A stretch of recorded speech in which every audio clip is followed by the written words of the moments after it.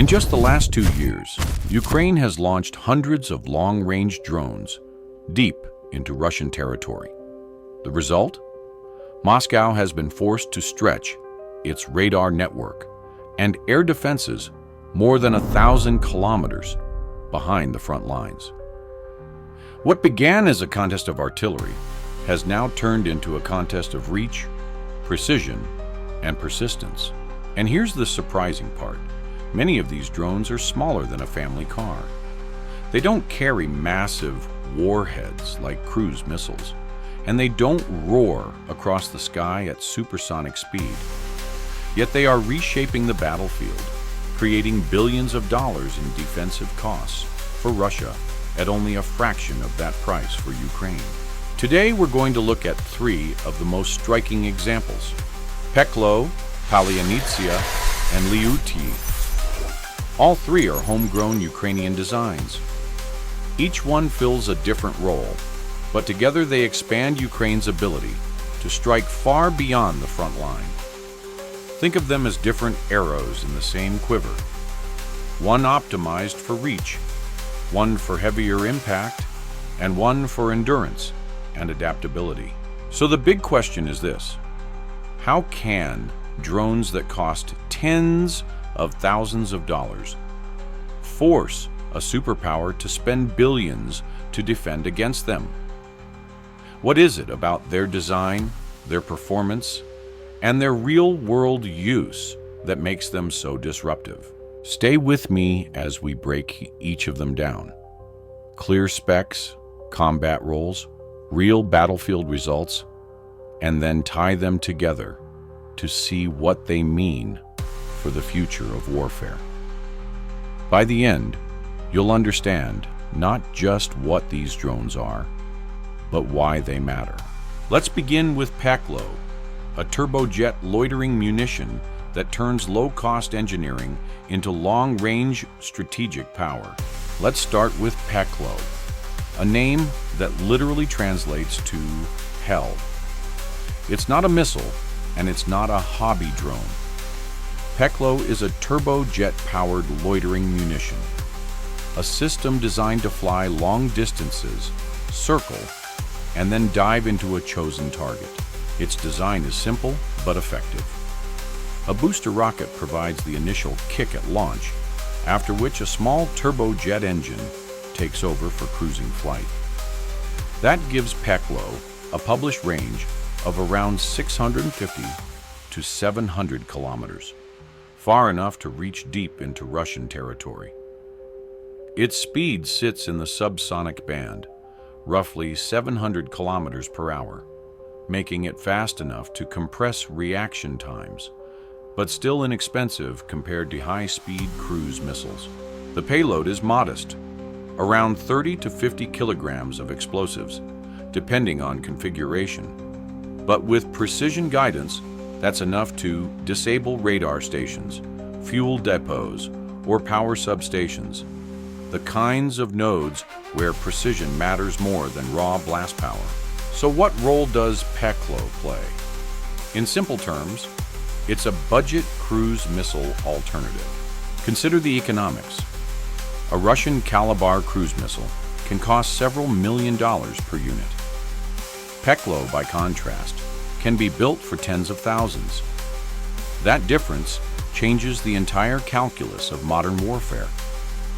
Instead of firing 1 or 2 expensive missiles, Ukraine can launch waves of Peklo drones, saturating defenses and forcing the enemy to spend vastly more on interceptors than Ukraine spends on attackers. Functionally, Peklo is designed to strike critical infrastructure: radar arrays, oil refineries, power substations, even military production plants. Its turbojet allows it to cruise at low altitude, hugging the terrain, which complicates radar detection. The small radar cross-section makes it harder to pick up compared to larger cruise missiles. Another advantage lies in mass employment. Because of its lower cost, Peklo can be launched in groups. Even if some are intercepted, others will slip through. In warfare, this is called cost-imposing strategy, forcing your opponent to spend disproportionate resources to counter relatively cheap systems. In short, Peklo is less about delivering a single knockout punch and more about applying steady pressure, draining the defender's pocketbook, and stretching their defenses across a vast area. From mid-2023 onward, Peklo began appearing in reports of long-range strikes into Russia. Western outlets noted its use in attacks on oil refineries, industrial plants, and logistical hubs hundreds of kilometers from the front line. This ties directly into Ukraine's strategy of deep strike operations, not just fighting in contested territory, but projecting power deep into the opponent's rear. By hitting economic targets like oil facilities or arms production centers, Peklo doesn't just destroy infrastructure. It creates ripple effects across the Russian economy. Repairing refineries or replacing damaged radar stations is both expensive and time-consuming. The effect has been visible. Analysts point out that Russia has had to reposition long-range air defenses, systems like the S-400, further inland to protect critical assets. That dispersal reduces the density of defenses closer to the front, indirectly helping Ukrainian forces on the battlefield. So even if each individual Peklo strike doesn't always destroy a target, the threat of Peklo reshapes how Russia allocates its defensive resources. That's strategic leverage from a relatively small system. Let's clear up a few misconceptions. Myth: Peklo is just a smaller cruise missile, nothing special. Fact: its advantage isn't just size. It's the combination of low cost, ease of production, and strategic reach. That places Peklo in a unique category, bridging the gap between hobby-style drones and million-dollar missiles. The takeaway? Peklo dramatically expands Ukraine's reach at a fraction of the cost.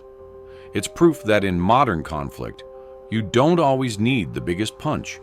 You need the smartest, most sustainable one.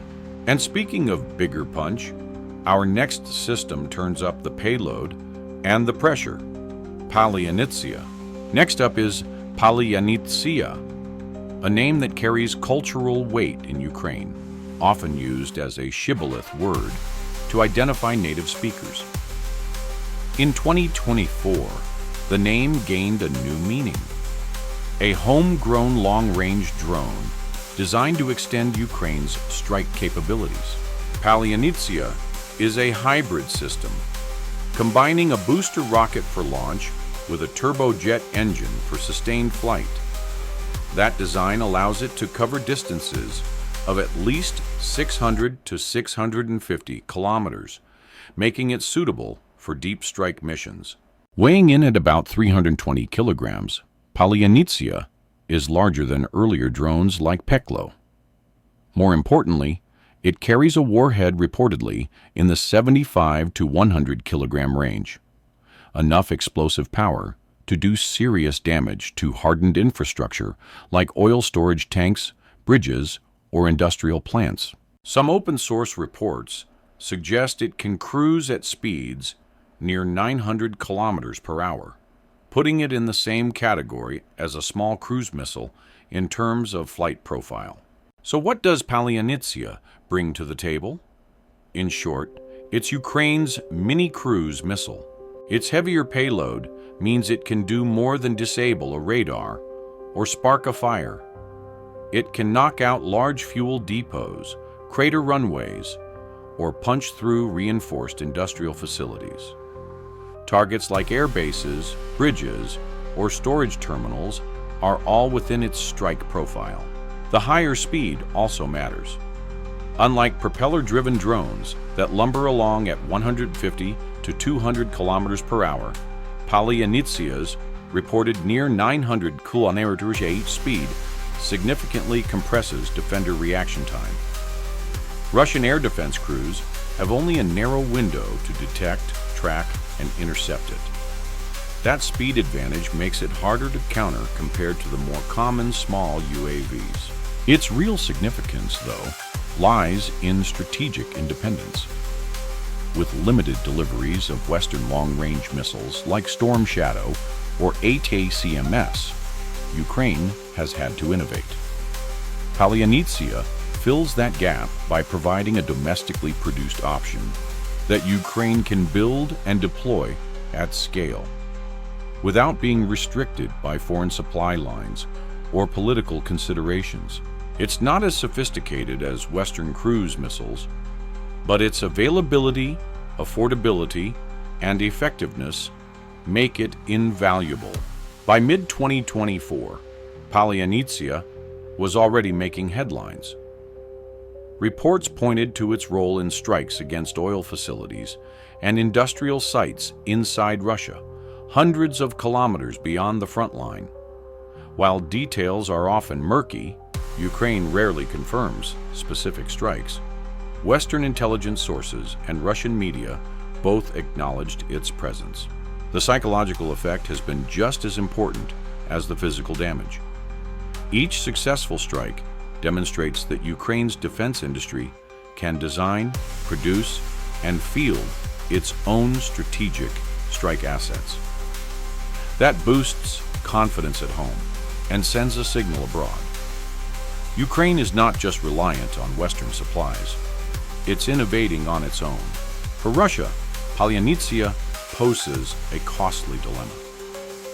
Defending against it often requires deploying S-300 or S-400 air defense systems, each interceptor missile costing hundreds of thousands, if not millions of dollars. In other words, every Palyannitsia launched forces Russia to burn resources that far exceed the drone's production cost. That's the essence of asymmetric warfare, making your enemy spend 10 times more to stop you than you spent to attack. Let's break down a common misconception. Myth: Palyannitsia is just a cheap knockoff of Russia's Kalibor missile. Fact: while smaller and less powerful, its strength lies in cost efficiency and producibility. Ukraine doesn't need one-for-one substitutes for Kalibor. It needs systems it can afford to deploy in numbers. Palyannitsia represents a major step for Ukraine's domestic defense industry, an indigenous platform that extends reach, inflicts real damage, and forces a wealthier adversary to pay dearly to defend against it. And while Palyannitsia emphasizes payload and speed, our next system, LEUT, adds another layer: endurance, adaptability, and even AI integration. Now we come to LEUT, also designated AN-196. The name means fierce in Ukrainian, and it's fitting. LEUT is a long-range loitering drone that sits in a critical middle ground, larger and more capable than the Iranian-made Shahed 136s, often used by Russia, but smaller and more cost-effective than full-scale cruise missiles. According to open sources, LEUT carries a payload of about 75 kilograms of explosives, enough to devastate energy infrastructure or industrial facilities. Its estimated range is in the hundreds of kilometers, around 700 kilometers by some accounts, putting key Russian sites well within reach. What sets LEUT apart is its reported use of artificial intelligence for navigation and targeting. This doesn't mean it's autonomous in a sci-fi sense, but it does mean improved resilience against jamming and better pathfinding. In a battlefield saturated with electronic warfare, that capability matters. LEUT's purpose is straightforward: strike infrastructure targets that fuel and sustain Russia's war effort. Think oil refineries, fuel depots, and industrial plants. Where an FPV drone is suited for frontline strikes and a cruise missile is overkill in cost, LEUT fills the gap. Its payload makes it dangerous enough to ignite large fires or cripple production facilities, while its relatively modest size and cost allow it to be deployed in larger numbers. That's important because quantity can overwhelm even layered defenses. The integration of AI-enhanced navigation further boosts its utility. Russia has invested heavily in jamming technology to disrupt drone guidance, but a system like Lyuty can reroute, stabilize, and maintain its course with reduced reliance on external signals. This increases the likelihood of mission success, even in heavily contested electromagnetic environments. In short, Lyuty is not about one spectacular hit. It's about persistent, resilient pressure. Reports throughout 2024 linked Lyuty drones to strikes on Russian oil refineries and industrial storage sites. In several cases, local media described large-scale fires that spread quickly after impacts, consistent with a 75 kilo warhead detonating against flammable facilities. While Russian officials often claim high interception rates, even they admit that some Lyuty drones slip through. And in this kind of campaign, some is enough. A handful of successful penetrations can cause millions in economic damage, disrupt fuel distribution, or force shutdowns lasting weeks. Russia frequently highlights footage of Lyuty drones being shot down, but from Ukraine's perspective, the calculus is different. These systems are cheap enough to absorb attrition. Launching swarms means defenders may shoot down many, but statistically, some will always break through. And each one that does hit leaves a visible mark on Russia's logistical network. The effect is cumulative, both physically and psychologically. Facilities once thought safe, deep inside Russian territory, are now vulnerable, creating constant uncertainty. So let's separate hype from reality. Myth: Lyuty is just a copy of the Shahed 136. Fact: Lyuty is larger, carries a heavier payload, flies faster, and crucially integrates AI-assisted navigation. It's not a clone, it's a progression. The takeaway is clear. Ukraine has developed a homegrown platform that not only counters Russia's Shaheds, but also surpasses them in several dimensions. Lyuty shows that Ukraine can innovate under fire, producing drones that combine affordability, endurance, and effectiveness. And when you put Peklo, Palyanitsia, and Lyuty side by side, you see a layered arsenal that forces Russia to defend everywhere, all the time. When we line these three systems up side by side, a pattern emerges. Peklo is light, affordable, and built for reach. It's not about massive warheads. It's about saturating defenses and forcing Russia to spend far more on interceptors than Ukraine spends on attackers. Palyanitsia takes that idea further with a heavier payload and hybrid design, making it closer to a mini-cruise missile. It's fast, it's harder to intercept, and it's aimed at high-value strategic targets like fuel depots, bridges, and industrial plants. Lyuty fills the gap between small kamikaze drones and million-dollar cruise missiles. With a larger warhead, longer range, and AI-assisted navigation, it brings persistence and adaptability, showing that Ukraine isn't just copying adversaries, but leapfrogging in some areas. Together, they form a layered arsenal, small, specialized, asymmetric systems that impose costs far beyond their price tags. Russia can spend billions on air defenses, but if just a handful of these drones get through, the damage is done. That's the essence of modern asymmetric warfare, using smart, scalable tools to erode a stronger adversary's resources. The broader lesson is clear. Warfare is no longer just about the biggest missile or the heaviest tank. It's increasingly about how cheap, clever, and numerous systems can tilt the balance. Peklo, Palianitsia, and Liuti are proof that innovation under pressure can reshape the battlefield. So, which drone system should we break down next? Drop your thoughts in the comments. And don't forget to like and subscribe for more deep dives into the technology that's defining the future of conflict.